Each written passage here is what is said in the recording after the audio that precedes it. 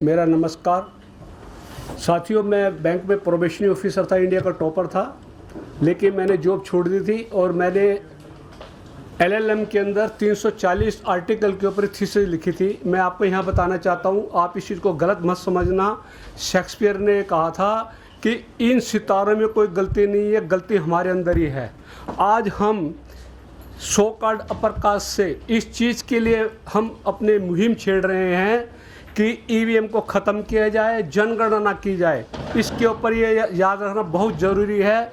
मुंशी प्रेमचंद ने ये कहा था महात्मा गांधी को कि आप बात करते हो ट्रस्टीशिप की, ये वो उसी प्रकार की घटना है कि एक कुत्ते के मुंह के अंदर मीट गया हुआ है और आप कहते हो कुत्ता तुम्हारे मुंह, तुम उससे मीट निकलवा सकते हो। ऐसा नहीं हो सकता।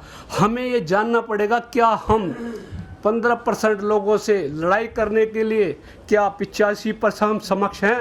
मेरा ये जवाब है, हम समक्ष नहीं है। क्योंकि बाबा साहब बी आर अम्बेडकर ने भी ये कहा था, जिस समाज का बुद्धिजीवी वर्ग भ्रष्ट और बेईमान है, उस समाज का सत्यानाश करने के लिए दुश्मनों की जरूरत नहीं होती।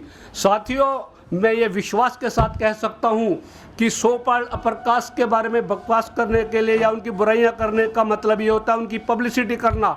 हमें उस चीज़ को दूर करने के बजाय हमें अपने खुद ताकत पैदा करनी पड़ेगी। आपको सुन के विश्वास नहीं होगा, जब मैं एलएलएम में डेजर्टेशन लिख रहा था आर्टिकल 340 पर, उस वक्त मैं बैंक में नौकरी करता था, मुझे पता लगा, मैं सुप्रीम कोर्ट के जज से भी मिला 2 बार जिन्होंने ड्राफ्ट किया था, के रामास्वामी।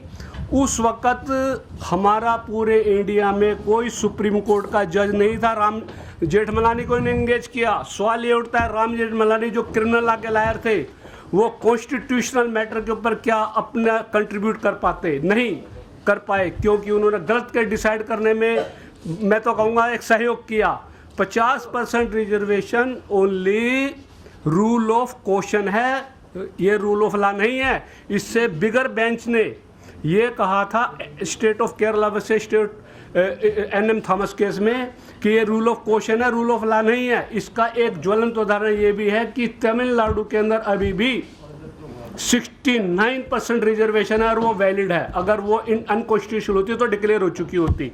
तो साथियों, सवाल ये उठता है कि हम इनके मुकाबले 15% के मुकाबले में हैं क्या? मैं आपको बताता हूँ हैं क्या।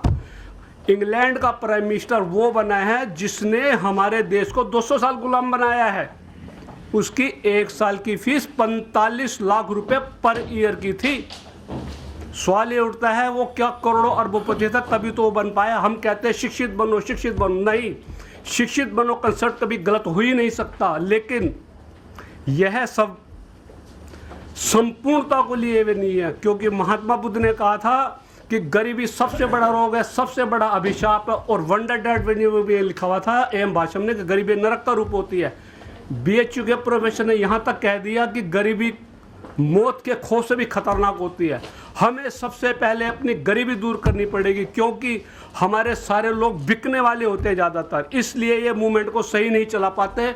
हम बातें करते हैं कि ये हमारे साथ अत्याचार करते, ये करते, वो करते। अरे वो तो करेंगे। जो कसाई है, तुम उससे रिक्वेस्ट कर रहे हो मेरी बकरे की गर्दन पे तलवार मत मारो, हमें गुलाब का फूल दो, वो तुम्हें गुलाब का फूल देंगे।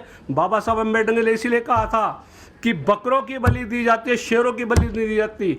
हमारे लोग शेर नहीं होते, हमारे लोग बकरियां ही हैं, क्योंकि ये बुराई करते हैं। कहते हैं जब किसी को आप सजा देना चाहते हो ना, नफरत दे दो उसको, वो विकास नहीं करेगा। हमारा समाज नफरत करता है, सो कॉल्ड अपर कास्ट की बुराइयां करता है। ये नहीं देखते कि इनका आदमी यू ललित जो सुप्रीम कोर्ट का चीफ जस्टिस बना था, उसका पापा 95 साल का जिंदा बैठा हुआ था और उसका पापा भी 1920 में जज था। तो ये इतने ब्रिलियंट लोग होते हैं। और अजय बांगा जो वर्ल्ड बैंक का चेयरमैन बनाया है अमेरिका के प्रेसिडेंट के द्वारा, उसका पापा 95 साल का लेफ्टिनेंट जनरल अभी भी जिंदा है। हमारे आदमी का तो पता नहीं लगता 60 साल के बाद कब उसकी 13वीं हो जाएगी। तो हमें ये देखना है कि इन लोगों के अंदर क्या काबिलियत है, इसको सर्च करना है। हम इनके लिए जो कहते हैं ना ईवीएम ख़त्म करो, ये नहीं ख़त्म करेंगे। ये ख़त्म तब होगी जब बहुजन समाज का नेतृत्व आएगा और उसकी गवर्नमेंट बनेगी, तभी हो पाएगा। अगर हम बोलते रहेंगे, सुनते रहेंगे, ये तो इसी से जीत रहे हैं। अगर ये ईवीएम से जीत रहे हैं तो ये इसको क्यों ख़त्म करेंगे? इसको ख़त्म करने के लिए एक पूरे इंडिया में मूवमेंट चलाना पड़ेगा, तभी कुछ हो पाएगा। ये मेरे विचार है।